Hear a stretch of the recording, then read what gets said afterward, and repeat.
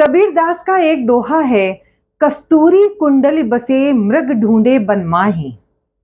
I repeat, कस्तूरी कुंडल बसे मृग ढूंढे बनमाही, ऐसे घट घट राम हैं दुनिया देखे नाही। कबीरदास जी कहते हैं कि मृग की नाभि में कस्तूरी होती है, जिसकी सुगंध से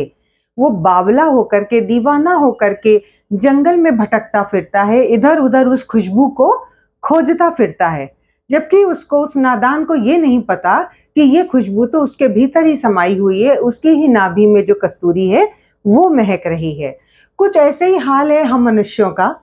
कि हम ईश्वर के द्वारा प्रदान की गई शक्तियों को अनदेखा कर देते हैं। हमारे जो जो नेमतें हमें मिली हुई हैं, जो हाथ पांव सारे अंग सलामत हैं, जो हमें ईश्वर ने बुद्धि दी है, वो बुद्धि हमारी सही कार्य कर रही है, हम सारे जितनी भी ब्लेसिंग्स हैं उनको भूल करके जो कुछ भी जो भौतिक कमियां हैं उनके ऊपर सारा ध्यान केंद्रित कर देते हैं कि हमको विरासत में ये नहीं मिला, वो नहीं मिला, हमको एक मौका मिलता तो हम जीवन में न जाने क्या कर डालते, अगर ऐसा होता तो हम कुछ कर सकते थे। ये अगर मगर वही लोग करते हैं जो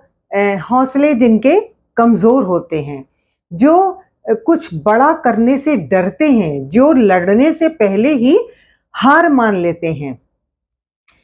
मित्रों, एक बात का ध्यान रखना होगा कि जिस प्रकार से मृग कस्तूरी को इधर उधर ढूंढता है, उसी प्रकार से जो ईश्वर के द्वारा प्रदान की गई अद्भुत विलक्षण शक्ति है, हमारी बुद्धि का कौशल है, उस पे हम ध्यान अगर केंद्रित नहीं करेंगे तो जीवन भर मृग मरीचिका में ही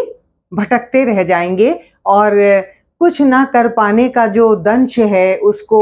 भोगते हुए, उससे दुखी होते हुए, निराश होते हुए ही हमारा सारा जीवन गुजर जाएगा।